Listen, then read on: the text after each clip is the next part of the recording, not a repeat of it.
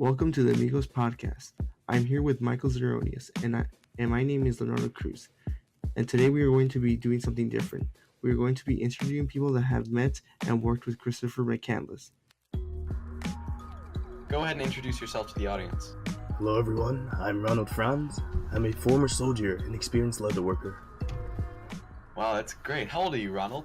I'm 81 years old at the time. And how did you meet Chris? I found the young man near Salton Sea, and he ended up needing a ride to Oh My God Hot Springs. He also stated how he needed a job and talked about his story of how he wanted to live out into the wild. Wow, and I heard about this belt in the book. What did Chris put on that belt that he made? He inscribed Alex at the left end of the belt, which is what I thought his name was, and his original initials, CJM, framed with a skull and crossbones around it.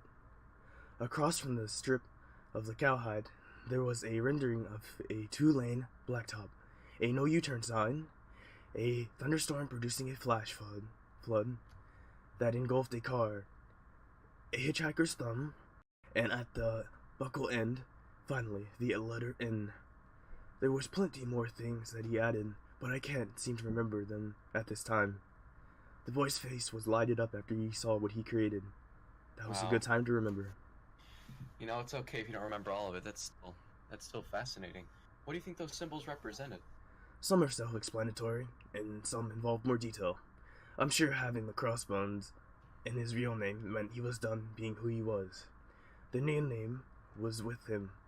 These symbols, like some show of where he traveled, I'm sure you can put two and two together for the rest. Right. How close were you to Chris? Close enough to ask him to be my adopted grandson. You asked him to be your grandson? I did indeed. Just after getting home from the church, I asked the man to be my own. Wow, and how did you take it when you heard of his death? I was heading into town when I overheard some hitchhikers talking about him. After finding out, with my hard Christian faith, I gave it up. Because how could God let something that terrible happen to a boy like him? I know. It's crazy. If Chris was still alive, what would you say to him? I'm sorry. I overpushed things. I just meant for the best. And it's hard for me. I've lost the people I care about to some drunk, so I vowed to never drink again. Wow. Who have you lost, Franz? I lost my wife and son to a car crash. I wasn't even there to protect them. Some crazy son of a... Excuse me, I can't. Some drunk crashed, and they're gone now. Wow, I'm so sorry. Let's try and move away from the touchy subject. What kind of survival skills do you think are needed out in the wilderness? Courage, strength, and a good mindset. And you know what? Chris had all of that. It's terrible how a young boy like him had everything it took, but was never protected by God. I know. Thank you so much for your time, Mr. Franz. Christopher wasn't too lucky on his adventure, but maybe if he had enough supplies at a certain store, he could have. That's where Cabela's comes in. Go ahead, Billy. Thanks, Leo. Howdy, y'all. Welcome to Cabela's, home of the greatest guns, hunting gear, and more. What do you think Chris needed the most during his journey? He needed equipment, of course, such as, well, food for one thing. We have many other guns that could kill something other than rodents and a small silly old moose. That .22 caliber rifle had nothing on the guns we have here. We have many things like fishing, boating, camping, and then many other equipment that you need in order to make it back to your old family. If y'all low on that moolah, don't hassle. We got you covered in the 2019 Spring Fishing Classic Sale. We have everything for the misses and the misters. Remember, the first rule when living in the outdoors is being prepared. Make sure to visit www.cabela's.com. That's www.cabela's.com. Don't y'all forget it, and have a safe adventure into the wild. Thanks, y'all. Welcome back to the Amigos podcast. On the air right now, we have Wayne Westerberg. Introduce yourself to the audience, Wayne.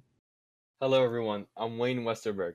I'm a grain elevator operator, and I used to know Christopher right before I was served a 4-month sentence in Sioux Falls, which I got after being caught by the FBI selling black boxes to people. What was your role in Christopher's life? To me, I think I helped push him to a newer self. He seemed like a very shy guy and rarely talked. When you get to know him though, he is a completely different person. When working with you, did you notice anything unique about him? Definitely. He was a very hardworking kid who had great intentions. I think he just made a few mistakes, and that's what cost him his life. Very sad. When was the first time you found out that Christopher was using the name Alex as an alias? I recall finding out Alex's real name while I was looking through the tax forms. I was confused. Why did he go by a different name? Was he in danger or something? I didn't know at the time, so I just brushed it off, thinking that it was nothing. How were you two separated? Well, I was drawn into an illegal business of selling black boxes, like I said, so people didn't have to pay for cable. That really didn't end well. Soon enough, I got arrested and was sent to jail. How do you feel you were the one to receive the last postcard that Christopher sent? To me, I felt as if it was a coincidence because if he lived longer, I probably wouldn't have been the last one to receive the letter. What were some of the things that Christopher discussed with you in the few postcards he sent?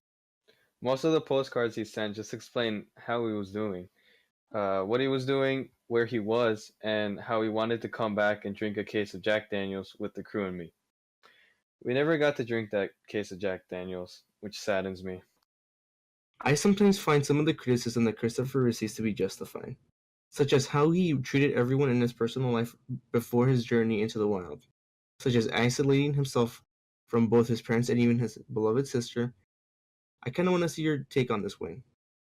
In the case of Christopher's family, I can see why people would get agitated at him for completely isolating himself from them.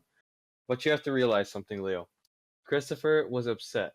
I knew that Christopher had an issue with his family right after I looked at his tax form and figured out he was using an alias, but I didn't bring it up. I'm guessing that Christopher was made to do something he didn't want to do, making him leave without a word and doing what he always wanted to do in life, go to the wild. How has Christopher affected you in today's day? And do you think that more people should follow the footsteps of Christopher McCandless? Christopher has made me a better man. He was one of my best buds, and I could never forget the gap he filled in my soul. The man was a great worker and an amazing guy. People, in my opinion, should follow in his footsteps and do what they want. Just make sure to come back safe, because no matter who you are, there will always be people who care for you. What a very heartwarming answer. Would you like to add anything else before we decide to end the show? No, I do not. But thank you very much for having me here, and it was great to tell you my experiences with Christopher McCandless. Well, that's all. Thank you for listening to the Amigos podcast. Come back next episode when we interview Christopher McCandless' very own sister and take her on this issue. Make sure to come back next episode, and I'll see you guys later.